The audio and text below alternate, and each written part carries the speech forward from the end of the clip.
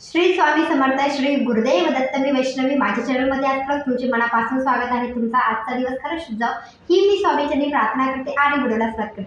आजच्या व्हिडिओमध्ये आपण पाहणार आहे की स्वामी प्रकट दिन कसा साजरा केला पाहिजे, त्याचबरोबर स्वामी प्रकट कसे झाले याची कथा सुद्धा मी या व्हिडिओमध्ये सांगणार आहे. व्हिडिओ पाहण्याआधी कमेंटमध्ये श्री स्वामी समर्थ असं नक्की लिहा. त्याचबरोबर माझ्या चॅनलवर पहिल्यांदा आला असाल तर माझ्या चॅनलला नक्की सबस्क्राईब करा, ज्यामुळे तुम्हाला माझे सगळे व्हिडिओ बघायला भेटतील. त्याचबरोबर तुम्हाला हा व्हिडिओ जर आवडला तर एक लाईक नक्की करा. चला तर मग व्हिडिओला सुरुवात करूया.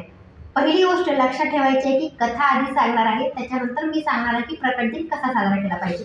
तर कथा ही पंजाब प्रांतामध्ये झालेली आहे. तर मी सांगायला सुरुवात करत आहे कथा. लक्ष देऊन ऐका, ज्यामुळे तुम्हाला कथेतून सगळ्या गोष्टी माहिती होतील. असं म्हटलं जातं की पंजाब प्रांतामध्ये हस्तिनापूरमध्ये बालखेडा येथून 24 किलोमीटर अंतरावर चेलीखेडा नावाचे एक गाव होतं. त्या ठिकाणी विजय सिंग नावाचा एक मुलगा राहत होता. तो मुलगा आपल्या भाऊ आणि बहिणीसोबत राहत असे.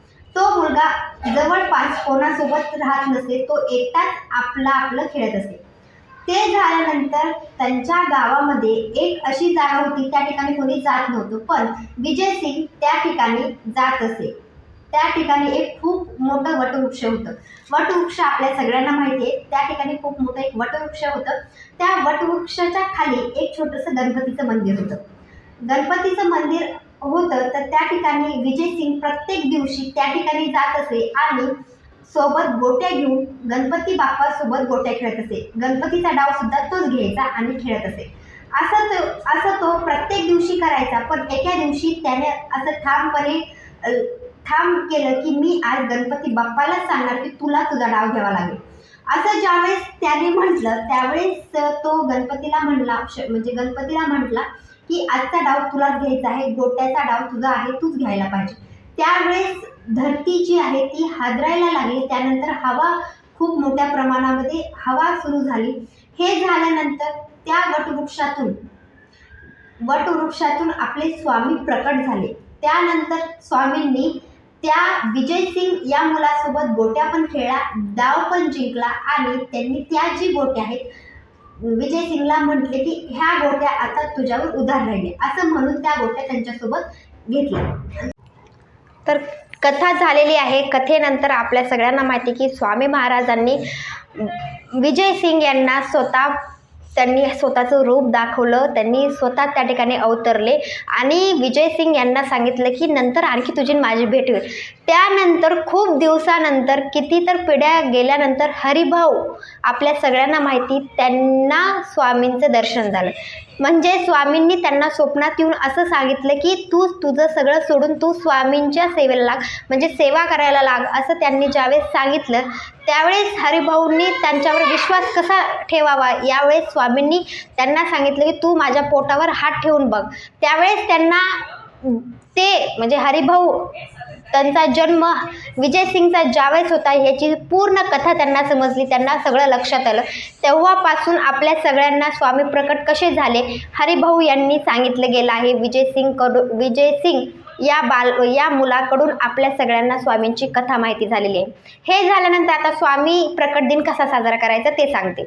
सगळ्यात पहिली गोष्ट आपल्याला लक्षात ठेवायचं आहे की त्या दिवशी जरा लवकर उठून आपल्याला जी आपले कामं आहेत तेवढे कामं करून आपल्याला आपल्या उंबऱ्याला हळदीचं लेपन करायचं आहे, उंबरा स्वच्छ करायचा आहे, आपला जी दरवाजा आहे दरवाजासुद्धा स्वच्छ करायचा आहे, आपल्या घरात काही जाळी अळी असेल ते काढून टाकायचे आहे. त्यानंतर आपलं जे देवघर आहे देवघर स्वच्छ करून घ्यायचं आहे. देवघरामध्ये आपल्या स्वामींचा फोटो असेल स्वामींचा फोटो स्वच्छ पुसायचा आहे, अत्तर लावायचं आहे, अष्टगंध लावायचा आहे.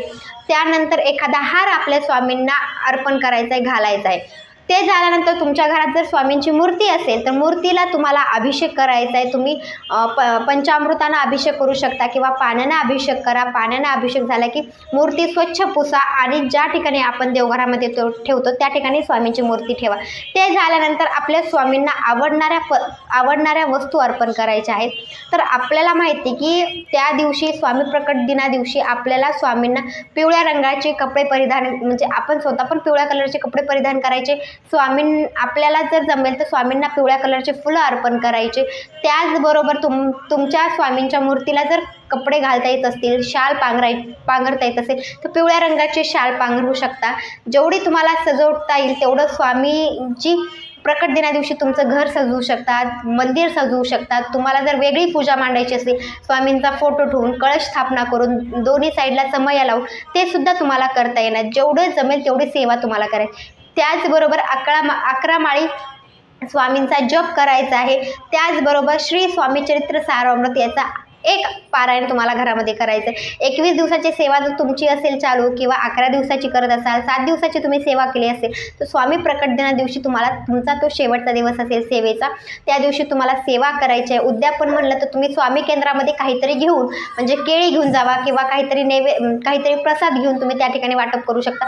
हेच तुमचं उद्यापन असेल. अशा रीतीने जवळच्या केंद्रामध्ये जाऊन तुम्हाला केळी किंवा काही असेल गोड म्हणजे जिलबी असेल किंवा कोणती बर्फी असेल काहीतरी तुम्हाला त्या दिवशी उद्यापन म्हणून स्वामी केंद्रामध्ये प्रसाद म्हणून द्यायचा आहे. हे झाल्यानंतर तुम्हाला आपल्या स्वामींना बेसनाचे लाडू खूप आवडतात, तुम्ही बेसनाचे लाडू करू शकता, पुरणपोळी करू शकता. माझा हा व्हिडिओ तुम्हाला आवडला असेल तर लाईक शेअर सबस्क्राईब करा. जेवढ्या जमेल तेवढी सेवा तुम्ही त्या दिवशी करू शकता. भेटूया नंतरच्या व्हिडिओमध्ये. श्री स्वामी समर्थ.